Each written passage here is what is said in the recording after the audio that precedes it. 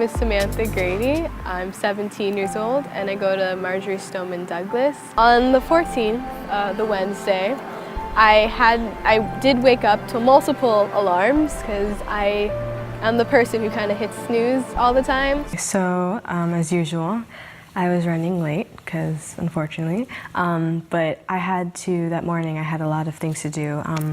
The night before, I had this concert, all county, with my orchestra, and I played in that. So I was sleep deprived and I had a test the next day and I was completely out of it. But I had to rush to my teacher, get my course card signed, and I had a lot of things to do that day. But then I'm like, the bell already rang, so let me run to class. So I kind of sprinted to class. Had he broken through, or? Yes, he didn't come in the classroom because, as I said previously, thankfully the doors were locked. And he was like kind of looking for a door, but he was very much concerned about himself. So he didn't want to be seen, so he didn't really like open the door and like, you know, hey, I'm here. So he shot through the window. There's like a little glass rectangular thing. He shot through the window multiple times so he could first get through the window, because our windows are designed to kind of be a little barrier to a gunshot. So are they big windows or little windows? No, they're tiny windows, but they have like zigzags on them. Yes. So it doesn't go straight through. Like something like a bullet doesn't go straight through. So he shot a few times, trying to get like a hole big enough, and then he continued to shoot in our classroom, trying to, you know, shoot as much people, just randomly. Thankfully, he didn't do like specific. He was just randomly as much as he could. But it ended up hitting my friend and hitting this guy, Nick, who was right next to me. He unfortunately died, and then unfortunately my friend did as well.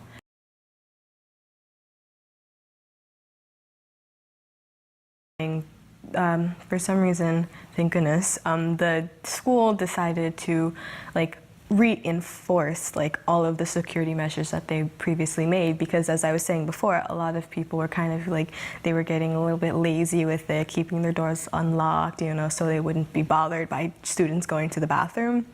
But this time they made sure like every door has to be locked, which really, really helped and saved multiple lives. So yeah, all of the doors just like are locked in general, not necessarily because of the fire drill, but in general. So like if a student has to go to the restroom, the teacher has to like, well, they can open the door and go, but the teacher has to finish, like stop the lesson, then go open the door for them when they come back. So, I mean, I'm happy that those security measures were put in place.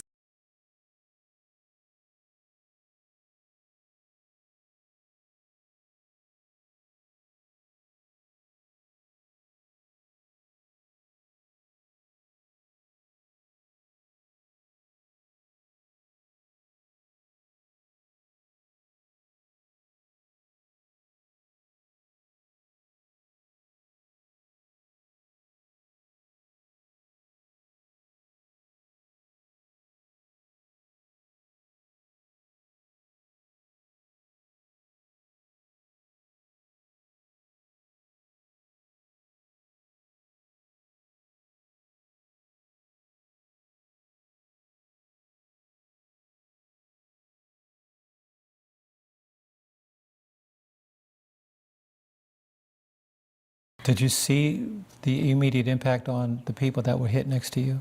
Kind of. It was more like, it was kind of slow motion, because I seen Nick, he was like standing a little away from me, and then he laid down next to me.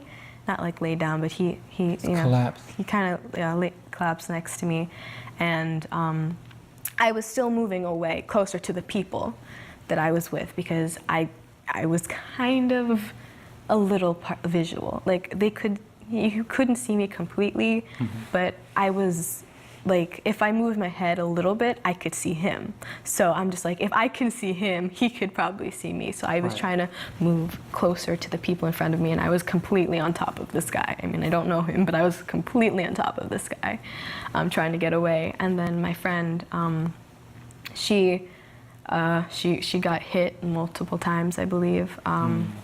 Yeah, and Is that Helena? Helena, yes. I seen her fall over, not fall over, but slump to the right. And I mean, I knew like in my mind, I'm just like, I just seen this, but it didn't. I had to push it away because he was still firing, and I'm like, I can't concentrate on that right now. There was people crying, and there was this girl. She was crying. She was texting everyone she knew because like she believed that this was her last moments, and I had to calm her down.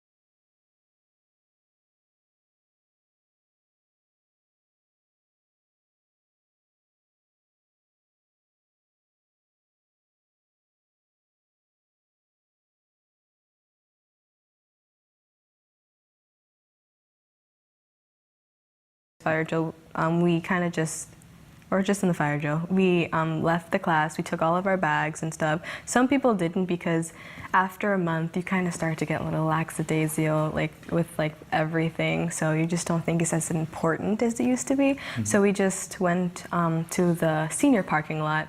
We lined up and the teacher counted us to make sure we were all there, and then they held up a sign saying all of our students are here. Then we just waited for the bell to ring, and then we went back to class, and then we did what we had to do in the class. When they say fire drill, everybody has to go out. I mean, we all separated into our different zones, Okay. so they just put that regulation in like a month ago, actually. So we're all separated into our different zones, so some teachers go here and other teachers go another place, so it's not all confusion, because it used to be like everyone just get out, but now it's more it's more. So that takes all about how long? Took more like a 20-minute. Okay. Yeah, because the administrators had to go around and check everything, so. So the fire drill happened about what time of the day? Around like 9:30. Okay, early part of the day. Yeah.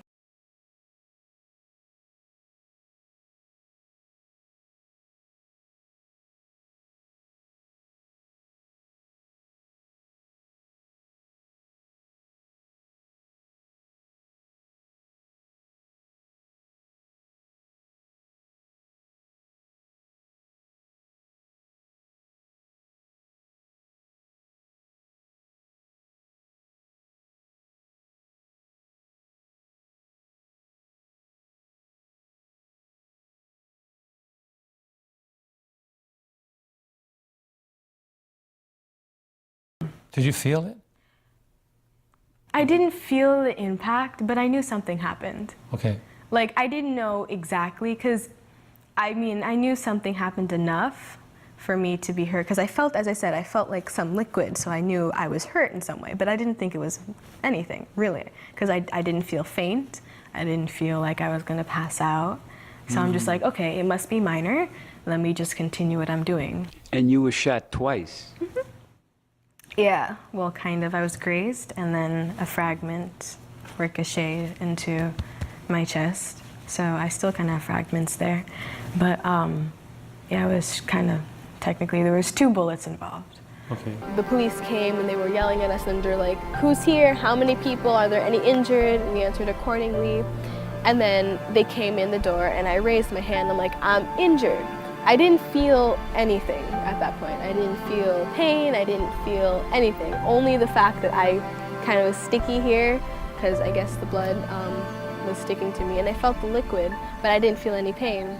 So I was just like, I'm injured, I'm here, and then I was escorted outside.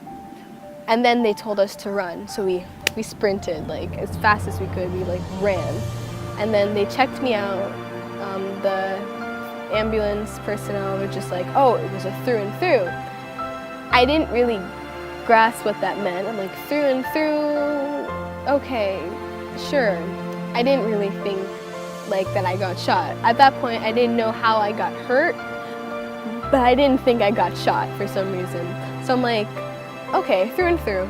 So they took me to an ambulance, they checked me out, and she's like, yeah, it was a shot through and through. And as soon as they said shot, I'm like, me? Shot? No, I don't think so. I was very confused. I'm just like, it didn't really kind of seep in yet. We got to the hospital, North Broward, went to the trauma area where they treated me, and they put 14 staples on the graze on my back. And I apparently had another bullet wound up here in my chest. And then they put one more staple there. So in total, there was 15 staples. So take me back to Valentine's Day, just a couple of weeks ago. You go into school, and what class were you in? I was in Holocaust History, room 1214. Holocaust History. And what was the first notice you had that something was wrong? Well, there was high security because students were smoking in the restrooms that day, but nobody thought anything of it. We got all the doors locked in the school. We've been doing training for this for the last 2 weeks.